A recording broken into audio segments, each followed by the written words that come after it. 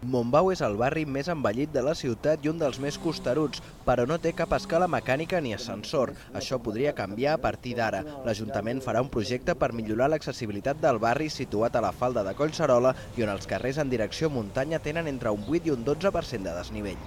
El projecte definitiu ha d'estar enllestit aquest mandat municipal. Primer es faran uns estudis previs i després un procés participatiu. L'Associació de Veïns de Montbau, impulsora de la iniciativa, proposa un punt de partida. Sería un recorrido de varios tramos de rampas mecánicas en el centro del barrio, junto a los jardines de la calle Poesía, que podía dar una solución que cubriría prácticamente todo el barrio. És la primera vegada que un Consell Plenari de Districte aprova una proposta elevada des d'un Consell de Barri. Els veïns van descobrir que era possible arran de l'actualització de les normes de participació ciutadana de la ciutat.